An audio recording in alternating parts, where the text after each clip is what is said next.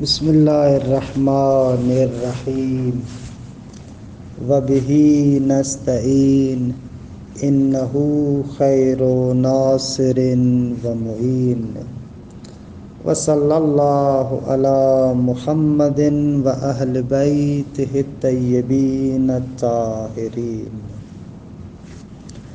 پروردگار عالم آپ تمام عزیزان کی توفیقات خیر میں اضافہ فرمائے۔ گزشتہ جلسے میں توحید در خالقیت کے بارے میں کچھ عرائض پیش کیے۔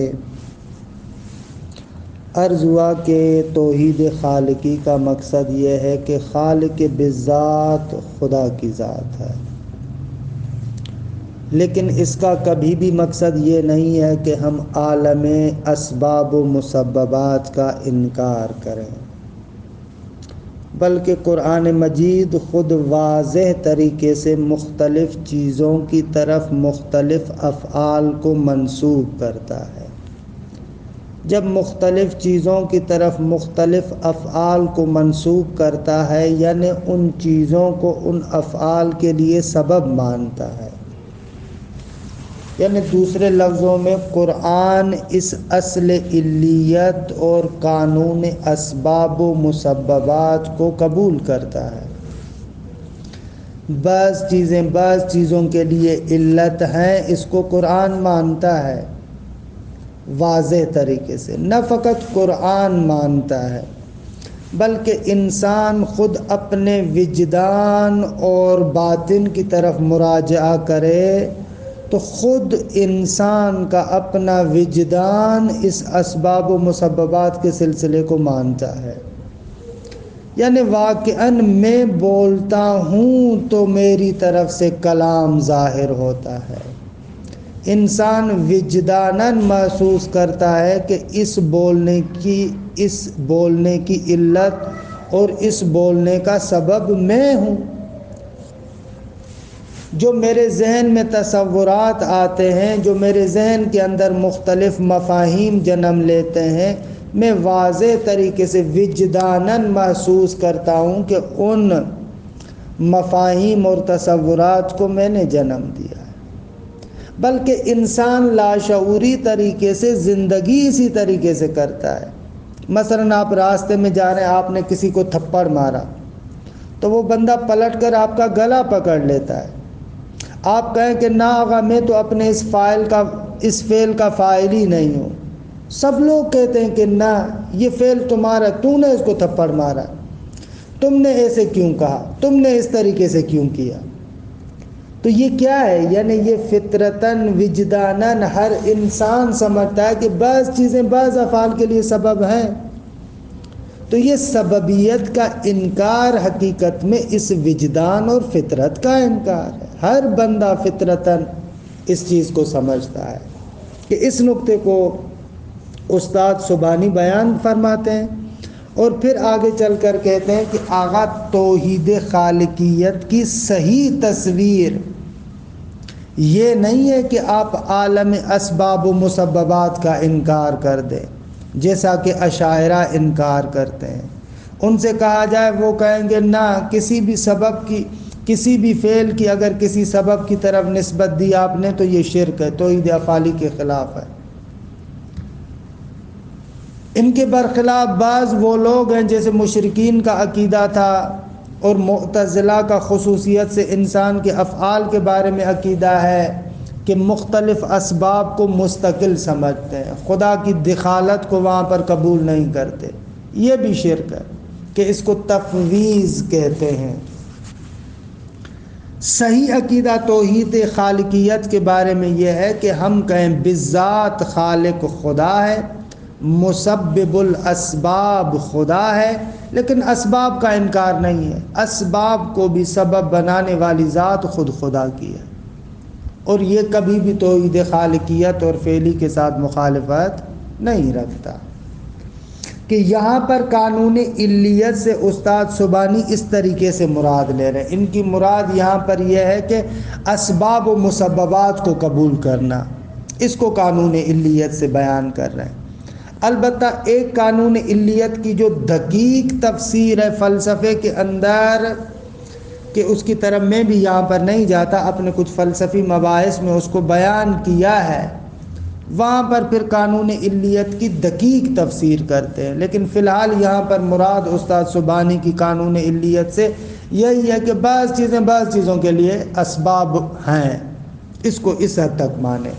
یہ قانون علیت سے یہاں پر یہ مراد لے رہے ہیں کہ یہ ٹھیک ہے، لیکن وہ دقیق نقطہ نہیں ہے کہ جو فلاسفہ بیان کرتے ہیں، کہ یہاں پر آگا بیان بھی نہیں کرنا چاہ رہے، ہم بھی نہیں چاہتے کہ کلام کو فلسفے کے رنگ میں ڈھال دیں، لہذا اسی حد تک بیان کر رہے ہیں جیسے کتاب میں ہے۔ موقف القرآن الکریم تجاہ قانون العلیہ، فرماتے ہیں قانون علیت کے مقابلے میں قرآن کا نقطہ نگاہ۔ ان الامعان فی الآیات الکریمہ یدفع الانسان الی القول بأن الکتاب العزیز یعترف بأن النظام الامکانی نظام الاسباب والمسببات۔ آغا آیات کریمہ میں غور کرنا انسان کو ابھارتا ہے اس بات کی طرف کہ قرآن مجید اس نظام امکانی میں نظام اسباب و مسببات کا اعتراف کرتا ہے۔ قرآن مانتا ہے کہ بعض چیزوں کے لیے سبب ہیں۔ فإن المتأمل فی الذکر الحکیم، جو بندہ بھی اس قرآن حکیم میں تأمل کرے گا، لا یشک، وہ شک نہیں کرتا، فی انہ کثیرا ما یسند آثارا الی الموضوعات الخارجیہ والاشیاء الواقعیہ فی دار المادہ۔ بہت سارے مقامات پر قرآن نسبت دیتا ہے بعض آثار کی موضوعات خارجیہ کی طرف اور ان چیزوں کی طرف جو اس عالم مادہ کے اندر موجود ہیں، کالسماء، جیسے بعض چیزوں کی نسبت آسمان کی طرف، وکواکبہا ونجومہا، جو ستارے ہیں، کواکب نجوم کی معنی میں، والارض، زمین، وجبالہا، یا مثلاً جو زمین کے اندر پہاڑ ہیں، وبحارہا، جو دریا ہیں، وبراریہا، جو برپٹ بیابان ہیں، وعناصرہا ومعادنہا، اس کے جو عنصریات ہیں، معدنیات ہیں، والسحاب، بادل ہیں، والرعد، برق، گرج چمک ہے، برق و صواعق وہی چمک، والماء والاعشاب، پانی، اعشاب یہ جو گھاس پھوس ہے، والاشجار جو پیڑ اور درخت ہیں، والحیوان جانور، والانسان انسان، الی غیر ذالک من الموضوعات الواردۃ فی القرآن الکریم، اس کے علاوہ بہت سارے موضوعات کے جو قرآن مجید میں وارد ہوئے ہیں۔ قرآن ان موضوعات خارجیہ کی طرف مختلف آثار اور مختلف افعال کی نسبت دیتا ہے۔ فمن انکر اسناد القرآن آثار تلک الاشیاء الی انفسہا فانما انکرہ بلسانہ، جو بندہ انکار کرتا ہے اس بات کا کہ قرآن نے جو ان آثار کی بذات خود ان اشیاء کی طرف نسبت دی ہے، تو یہ تو فقط زبان سے انکار کرتا ہے، جبکہ وقلبہ مطمئن بخلافہ، جبکہ اس کا دل اس کے برخلاف پر اطمینان رکھتا ہے۔ حتیٰ خود یہ کہنا کہ میں انکار کر رہا ہوں، بس ایک فعل کی نسبت خود اپنی طرف دے رہا ہے۔ وَإِلَيْكَ ذِكْرُ نُمَاذَجْ مِنَ الْآيَاتِ الْوَارِدَةِ فِي هَذَا الْمَجَالِ، آپ کے سامنے نمونے کے طور پر کچھ آیات پیش کرتے ہیں۔ پہلی آیت سورہ بقرہ آیت نمبر 22، وَأَنزَلَ مِنَ السَّمَاءِ مَاءً فَأَخْرَجَ بِهِ مِنَ الثَّمَرَاتِ رِزْقًا لَكُمْ، خدا نے آسمان سے پانی کو نازل کیا، فَأَخْرَجَ بِهِ، اور پھر خدا نے اس پانی کے سبب خارج کیا، من الثمرات، میوہ-جات، رزقا لکم، تمہارے رزق کے لیے، کہ یہاں پر بائے سببیت ہے جو بیان کر رہی کہ ان میوہ-جات کے حاصل ہونے کا سبب بہرحال پانی ہے۔ فقط سر رہا یا فقط سر رہا تصریح کی گئی ہے اس آیہ کریمہ میں بتأثیر الماء کہ پانی مؤثر ہے فی تکون الثمرات والنباتات، ثمرات میوہ کے بننے میں اور نباتات کے بننے میں پانی مؤثر ہے۔ فإن الباء فی قولہ بہ بمعنی سببیہ، با جو بہ میں ہے سببیت کے معنی میں ہے۔ اور اسی طریقے سے 27 نمبر آیت سورہ سجدہ کی، 4 نمبر آیت سورہ رعد کی، اور اس کے علاوہ اور بہت ساری آیات۔ سورہ روم آیت نمبر 48، اللہ الذی یرسل الریاح، خدا وہ ہے جو ہواؤں کو چلاتا ہے، فتثیر سحابا، کہ تثیرو کی ضمیر ریاح کی طرف جاتی ہے، پھر یہ ہوائیں بادلوں کو ابھارتی ہیں، فیبسطہ فی السماء، پھر اس بادل کو پورے آسمان میں پھیلا دیتی ہیں، کیف یشاء، جیسے چاہے۔ البتہ فیبسطہ کی ضمیر کو اگر اللہ کی طرف پلٹائیں تو پھر ترجمہ یوں ہوگا فیبسطہ، پھر خدا اس سحاب کو پھیلا دیتا ہے آسمان میں، کیف یشاء، جیسے چاہے۔ شاید یہ مثال تثیروں میں ہے۔ فقولہ سبحانہ فتثیر سحابا، یہ ہوائیں بادلوں کو چلاتی ہیں، صریح فی ان الریاح تحرک السحاب، کہ ہوائیں بادلوں کو حرکت دیتی ہیں، وتسوقها من جانب الی جانب، ایک جانب سے دوسرے جانب کی طرف چلاتی ہیں، ایک جانب سے سوق دیتی ہیں۔ سوق کہتے ہیں پیچھے سے ہانکنا، مثلا جانور کو آپ چلاتے ہیں نا، پیچھے سے اس کو ہانکتے ہیں کہ وہ آگے جائے، اسے کہتے ہیں سوق۔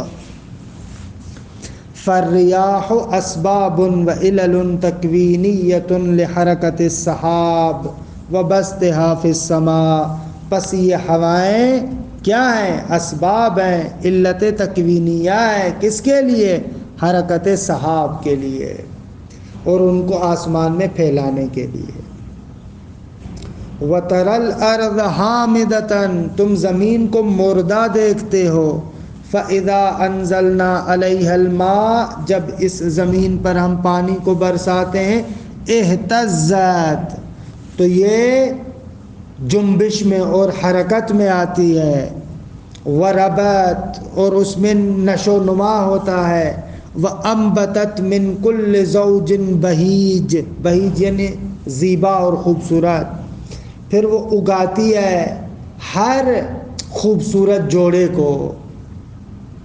فالآیۃ تصرح بتأثیر الماء فی اہتزاز الارض، آپ دیکھتے ہیں کہ آیت واضح طریقے سے، صریح طریقے سے بیان کرتی ہے کہ پانی اثر انداز ہوتا ہے زمین کے اہتزاز میں، اہتزاز یعنی اس کو حرکت دینا، وربوتہا، اور اس کی نشو و نما کے اندر، ثم تصرح بانبات الارض من کل زوج بہیج، اور اس کے بعد آیت صراحت کرتی ہے کہ زمین اگاتی ہے خوبصورت جوڑے۔ اب دیکھیں مختلف اشیاء کی طرف خدا نسبت دے رہا ہے۔ مثل الذین ينفقون اموالهم فی سبیل اللہ کمثل حبۃ انبتت سبع سنابل، کہتے ہیں ان لوگوں کی مثال کہ جو اللہ کی راہ میں اپنے مال کو انفاق کرتے ہیں، کا مثل حبۃ، اس دانے کی مانند ہے کہ انبتت سبع سنابل، جس دانے نے 7 خوشے اگائے۔ اب 7 خوشے اگانے والا دانہ ہے، اس کی طرف نسبت ہے۔ فالآیۃ تسند انبات السنابل السبع الی الحبہ، آیت 7 سنبل اور خوشوں کو اگانے کی نسبت دانے کی طرف دے رہی ہے۔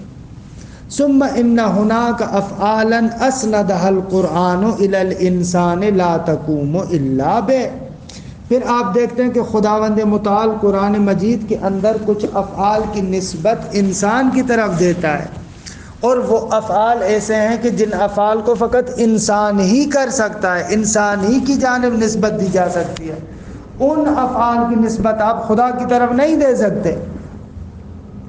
ولا يصح اسنادها الى الله سبحانه بحدودها، ان افعال کی ان تمام حدود کے ساتھ فقط انسان کی طرف نسبت دے سکتے ہیں، خدا کی طرف ان کی نسبت نہیں دے سکتے۔ اور ان افعال کی نسبت بلا واسطہ آپ خدا کی طرف نہیں دے سکتے۔ اس طریقے سے خدا کی طرف نسبت دے سکتے ہیں کہ خدا نے انسان کو طاقت دی، قوت دی، اس کو سبب بنایا، پھر انسان نے ان افعال کو انجام دیا، اس معنی میں خدا کی طرف مستند کر سکتے ہیں۔ لیکن ڈائریکٹ کہیں کہ یہ کام خدا کر رہا ہے، یہ کہنا درست نہیں ہے۔ مثلا کأکل ہی، انسان کھاتا ہے، آپ ڈائریکٹ کہہ سکتے ہیں کہ نعوذ باللہ خدا کھاتا ہے؟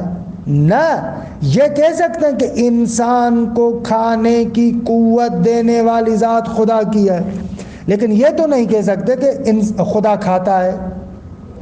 وشرب ہی، انسان پیتا ہے، ومشی ہی، انسان چلتا ہے، وقعود ہی، انسان بیٹھتا ہے، ونکاح ہی، انسان مباشرت کرتا ہے، شادی کرتا ہے، ونمو ہی، انسان رشد کرتا ہے، وفہم ہی، سمجھتا ہے، وشعور ہی، شعور رکھتا ہے، وسرور ہی، انسان سرور میں آتا ہے، وصلاۃ ہی، وصیام ہی، انسان نماز پڑھتا ہے، روزہ رکھتا ہے۔ فَهَذِهِ أَفْعَالٌ قَائِمَةٌ بِالْإِنسَانِ مُسْتَنَدَةٌ إِلَيْهِ، یہ ایسے افعال ہیں کہ جو انسان سے قائم ہے اور ان کی نسبت انسان کی طرف ہے۔ فَهُوَ الَّذِي يَأْكُلُ وَيَشْرِبُ وَيَنْمُو وَيَفْهَمُ، انسان ہی ہے جو کھاتا ہے، پیتا ہے، رشد کرتا ہے اور سمجھتا ہے۔ فَالْقُرْآنُ يَعُدُّ الْإِنسَانَ فَاعِلًا لِهَذِهِ الْأَفْعَالِ وَإِلَّةً لَهَا، قرآن انسان کو ان افعال کا فاعل سمجھتا ہے، انسان کو ان افعال کے لیے علت قرار دیتا ہے۔ کما ان فی القرآن الکریم آیات مشتملتاً علی الاوامر والنواہی الالہیہ، جیسے کہ قرآن مجید میں آیات ہیں جو مشتمل ہیں اوامر و نواہی الہیہ پر۔ وتدل علی مجازات ہی علی تلک الاوامر والنواہی، آیات دلالت کرتی ہیں کہ انسان کو جزا دی جائے گی انہی اوامر و نواہی کے مطابق، حالا اچھا کام کیا اچھی اور برے کام کیے تو برا، یعنی وہی سزا ملے گی۔ کہ جزا عربی زبان میں جو ہمارے ہاں سزا ہے نا، اس کو بھی جزا کہتے ہیں۔ فَلَوْ لَمْ يَكُنْ لِلْإِنسَانِ دَوْرٌ فِي ذَلِكَ الْمَجَالِ وَتَأْثِيرٌ فِي الطَّاعَةِ وَالْعِصْيَانِ فما هي الغایۃ من الامر والنہی وما معنی الجزاء والعقوبہ، کہتے اگر انسان کا اس بارے میں کوئی بھی کردار نہ ہوتا، اطاعت اور نافرمانی میں اس کی کوئی بھی تأثیر نہیں ہوتی، کچھ بھی اثر نہ ہوتا، تو پھر امر و نہی کا فائدہ، اس کی غایت، اس کا مقصد کچھ بھی نہیں ہے۔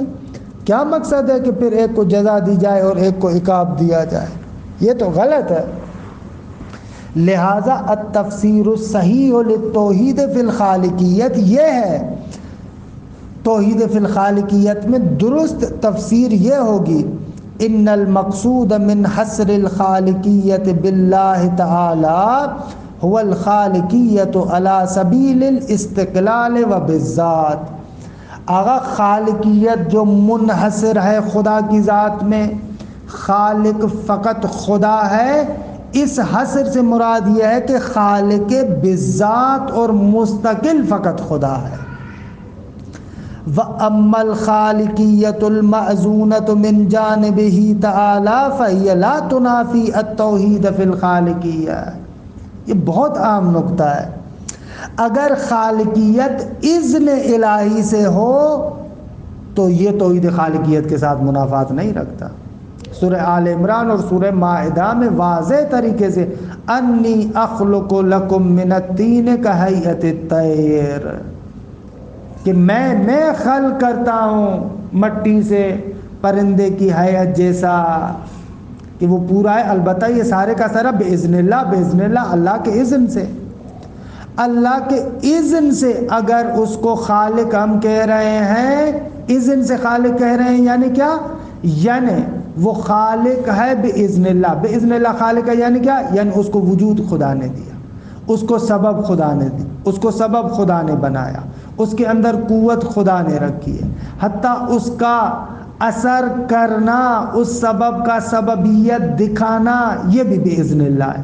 اگر ان تمام چیزوں کو مد نظر رکھتے ہوئے ہم نے خالق کہا تو ایسے کہنے میں کوئی حرج نہیں ہے۔ وَأَمَّا الْخَالِقِيَّةُ الْمَأْذُونَةُ مِنْ جَانِبِهِ تَعَالَى، اگر خالقیت خداوند متعال کی جانب سے اذن کی شکل میں ہو، فَهِيَ لَا تُنَافِي التَّوْحِيدَ فِي الْخَالِقِيَّةِ، یہ توحید فی الخالقیت سے منافات نہیں رکھتا۔ کما ان المراد من السببیت الامکانیہ، جس طریقے سے ہم جو کہتے ہیں کہ ممکن سبب ہے، اس سے کیا مراد ہے؟ حالانکہ اعم من الطبیعیہ وغیرہا، چاہے وہ طبیعی ہو، عادی ہو، یا غیر طبیعی اور غیر عادی ہو، سببیت مطلقاً لیست فی عرض سببیت الالہیہ، خدا کی سببیت کے مقابلے میں نہیں ہے، یعنی ایسے نہیں ہے کہ ایک سبب خدا ہے اور ایک سبب خدا کے علاوہ کوئی اور ہے، ایسے نہیں ہے۔ بل المقصود ان ہناک نظاما ثابتا فی عالم الکون تجری علیہ الآثار الطبیعیہ والافعال البشریہ، بلکہ مراد یہ ہے کہ یہاں پر ایک نظام ہے جو ثابت ہے اس کائنات کے اندر، کہ جس میں آثار طبیعیہ اور افعال بشریہ بھی جاری ہیں، چل رہے ہیں۔ فَلِكُلِّ شَيْءٍ أَثَرٌ تَكْوِينِيٌّ خَاصٌ، ہر چیز کے لیے ایک تکوینی اثر ہے۔ کما ان لکل اثر وفعل مبدأ فاعلیا خاصا، جس طریقے سے ہر اثر اور ہر فعل کے لیے ایک مبدأ ہے، سرچشمہ ہے، فاعلی ہے جو اس کے ساتھ مخصوص ہے۔ واقعاً ہم دیکھتے ہیں مختلف موجودات کے مختلف آثار ہیں۔ فَلَيْسَ كُلُّ فَاعِلٍ مَبْدَأً لِكُلِّ فِعْلٍ، ہر فاعل ہر فعل کے لیے سرچشمہ نہیں ہے۔ کما لیس کل فعل و اثر صادرا من کل مبدأ فاعلی، جس طریقے سے ہر فعل اور ہر اثر بھی ہر فاعل سے سرچشمہ نہیں لیتا۔ کل ذالک باذن منہ سبحانہ، ہر ایک خدا کے اذن سے ہے۔ فہو الذی اعطى السببیۃ للنار، خدا ہے کہ جس نے آگ کو جلانے کی سببیت دی ہے۔ کما اعطى لها الوجود، جیسے اس نے وجود عطا کیا اس طریقے سے سببیت بھی اسی کی جانب سے۔ فہی تؤثر باذن وتقدیر منہ سبحانہ، خدا کے اذن اور خدا کی تقدیر سے یہ اثر انداز ہے۔ البتہ اس اذن سے بھی مراد یہ ہے یعنی اقدار من اللہ، خدا اس کو یہ قدرت دیتا ہے، یہ قوت دیتا ہے، یہ طاقت دیتا ہے۔ علامہ طباطبائی اذن کے بارے میں خوبصورت بحث کرتے ہیں تفسیر المیزان میں۔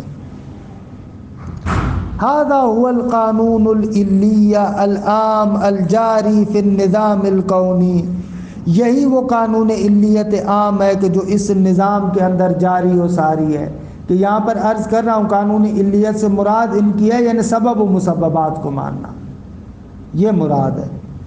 وگرنہ فلسفے میں درست ہے کہ سبب و مسبب کو ماننا، لیکن اس کے اندر بعض اور خصوصیات بھی مد نظر ہوتی ہیں قانون علیت میں۔ کہ قانون علیت میں کہا جاتا ہے کہ ممکن اپنے امکان کی وجہ سے علت کی طرف محتاجی رکھتا ہے۔ ہو سکتا ہے کہ ایک بندہ اسباب و مسببات کو مانتا ہو لیکن کہتا ہو کہ ممکن علت کی طرف محتاج ہے اپنے حدوث کی وجہ سے، لہذا اسباب و مسببات کو قبول کرنا یہ اس دقیق معنی میں ضروری نہیں ہے کہ قانون علیت کو تسلیم کرنا ہے، کیونکہ قانون علیت کو فلاسفہ کہتے ہیں اور قانون حدوث کو متکلمین کہتے ہیں۔ بعض متکلمین بھی جیسے امامیہ کے متکلمین اور بعض اہل سنت کے متکلمین اسباب و مسببات کو قبول کرتے ہیں لیکن قانون علیت کو قبول نہیں کرتے۔ یہ دقیق معنی ہے کہ یہاں پر استاد سبحانی متاسفانہ اس دقت کی طرف نہیں گئے ہیں، بس جو رسمی اوپر سے اس کو بیان کیا۔ قانون علیت یعنی اسباب و مسببات، بابا قانون علیت کا یہ معنی نہیں ہے فلسفے میں۔ قانون علیت یعنی ممکن کا علت کی طرف محتاج ہونا امکان کی بنا پر، جبکہ آپ کہہ رہے ہیں قانون علیت یعنی اسباب و مسببات کو قبول کرنا۔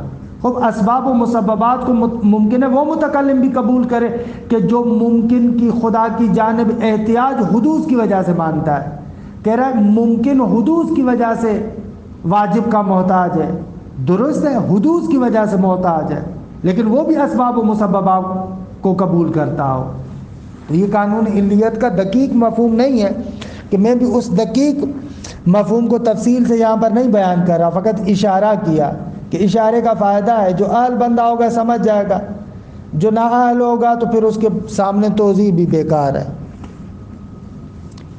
هذا هو القانون العلیہ العام الجاری فی النظام الکونی. یہ قانون علیت عام ہے کہ جو اس نظام کونی کے اندر جاری ہے. الذی یؤیدہ الحس والتجربہ، کہ جس کی تائید حس اور تجربہ کرتا ہے. وتبتنی علیہ حیات الانسان فی ناحیۃ العلم والعمل، کہ جس پر انسانی زندگی مبتنی ہے علم اور عمل کے جانب میں. یہی ہے واقعہ اسی طریقے سے کوئی بندہ آ کر اس کا انکار نہیں کر سکتا. وبهذا البیان یرتفع التنافی البدئی بین طائفۃ من الآیات القرآنیہ. کہتے ہیں ہمارے اگر اس بیان کو مان لیا جائے تو وہ ابتدائی تنافی اور تحافظ جو قرآن کی دو طرح کی آیات میں نظر آتا ہے ابتدائی طور پر، وہ بھی ختم ہو جائے گا. کیسے؟ الطائفہ الدالہ علی حصر الخالقیت باللہ تعالی، کہ اگر اس الطائفہ کو بدل قرار دیں طائفتین کے لیے تو پھر پڑھے الطائفۃ الدالۃ علی حصر الخالقیت باللہ تعالی. ایک وہ گروہ کہ جو دلالت کرتا ہے کہ خالقیت فقط خدا میں منحصر ہے. کچھ آیات حصر کے ساتھ کہتی ہیں خالق اس کے علاوہ اور کوئی نہیں ہے، جبکہ والطائفۃ الدالۃ علی صحۃ قانون العلیۃ والمعلولیہ واستناد الآثار الی مبادئہ القریبہ. اور ایک گروہ وہ ہے جو دلالت کرتا ہے کہ بابا قانون علیت و معلولیت درست ہے، بعض چیزوں کے لیے سبب ہیں، بعض آثار کو خدا ان کے مبادئ قریب کی طرف نسبت دیتا ہے. خود دیکھیں مبادئ قریبہ بھی ہوتی ہیں اور مبادئ بعیدہ بھی ہوتی ہیں. فعل کیا؟ جو فاعل مباشر ہوں، ڈائریکٹ میں انجام دے رہا ہوں، میں اس کا مبدأ قریب ہوں. لیکن خداوند متعال نے مجھے وجود دیا ہے، میرے اندر طاقت رکھی ہے، لہذا اس فعل کے لیے مبدأ بعید خدا کی ذات ہوگی. درست ہے. وشاہد علی صحت ھذا الجمع، اور جمع اسی طریقے سے ہوگا. کس طریقے سے؟ کہ یہ جو کہا گیا کہ خالق فقط خدا ہے، اس سے مراد یہ ہے کہ خالق مستقل و بذات فقط خدا ہے.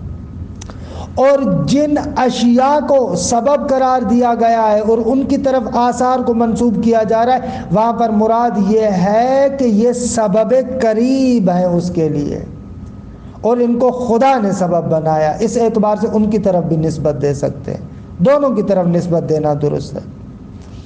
کہتے ہیں کہ اس طریقے سے جمع کرنا صحیح ہے. اس کے لیے شاہد اور قرینہ بھی لفیف من الآیات، کچھ آیات ہیں وہی التی تسند الآثار الی اسباب کونیت خاصۃ، کہ جو آیات نسبت دیتی ہیں آثار کو ان کے اسباب تکوینی خاصہ کی طرف، خاص جو اسباب تکوینی ان کی طرف نسبت دیتی ہے. وفی عین الوقت تسندها الی اللہ سبحانہ، پھر وہی آثار دوسری جگہ پر ہم دیکھتے ہیں کہ خدا کی طرف منسوب ہوتے ہیں. ایک جگہ پر انہی آثار کی نسبت خدا کی طرف، دوسری جگہ پر انہی آثار کی نسبت دوسرے اسباب کی طرف. خب ظاہر میں تو تحافظ ہے، نہ تحافظ نہیں ہے. حقیقت میں سبب مستقل اور سبب بعید خدا کی ذات، اور سبب غیر مستقل یہ آثار ہیں، لہذا دونوں درست ہیں. وَكَذَلِكَ تُسْنِدُ بَعْضَ الْأَفْعَالِ إِلَى الْإِنسَانِ أَوْ غَيْرِهِ مِنْ ذَوِي الْعِلْمِ وَالشُّعُورِ. بعض آیات نسبت دیتی ہیں بعض افعال کو انسان اور غیر انسان کی طرف کہ جو صاحبان علم و صاحبان شعور ہیں، جبکہ وفی الوقت نفس ہی تسند نفس تلک الافعال الی مشیتہ سبحانہ. اسی وقت ہم دیکھتے ہیں کہ انہی افعال کی نسبت پھر خداوند متعال کی مشیت اور ارادے کی طرف ہے. وَإِلَيْكَ فِي مَا يَلِي نُمَاذَج مِنْ هَذِهِ الطَّائِفَةِ. اب آپ کے سامنے ان آیات کا ایک نمونہ پیش کرتے ہیں کہ انشاءاللہ ان آیات کو کل پڑھیں گے، وقت تمام ہوا. وصلی اللہ علی محمد و اہل بیتہ الطیبین الطاہرین.